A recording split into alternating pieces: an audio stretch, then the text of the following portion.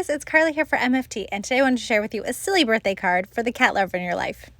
So I've started by using my die cutting machine to emboss the big happy birthday onto a panel of white cardstock. It's a really fun way to stretch your dies and get a little bit more and create fun texture, and today I'm actually just using it as a guideline. I've also die cut the big happy birthday 3 times. I put the day aside for later, and I'm layering up the happy and the birthday 2 white letters and 1 blue with a little bit of glue. So I'm going to repeat that process and layer up all of my letters before I move on to the next step. I won't make you watch me do all of the letters. That's a little boring, but it's pretty fun and therapeutic if you've got a good show to binge in the background. Then I'm going to start adhering some of the letters to the embossed panel, and that embossing line is going to serve as a guide for where the letters need to go so that they're perfectly spaced. Now I don't want to adhere all of them because I am going to tuck some string behind some of them, so I did kind of plan it out a little bit before I started gluing things down.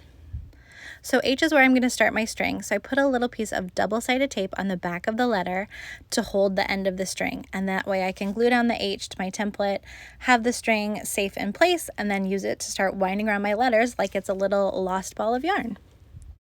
So like I said, once I had the first part of the string down, I kind of just wound it through my letters. So I adhered it behind some, through the R I kind of laced it through and wrapped it around a little bit.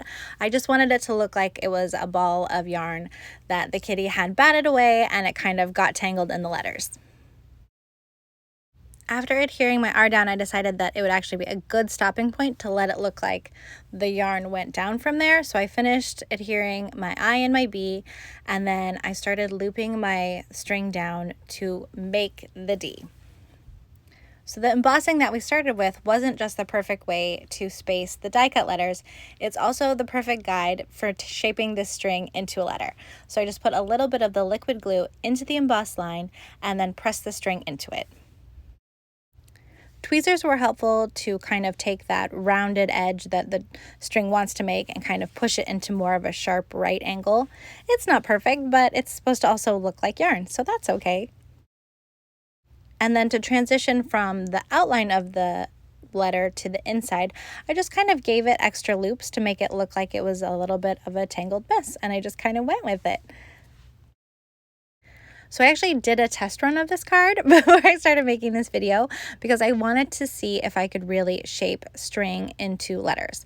So for my test one, I used embroidery floss, and honestly, that didn't turn out great. It kind of separated and looked really messy, and it kind of took away from the message of the cat's made a mess with the cord, and it kind of just looked like messy embroidery floss.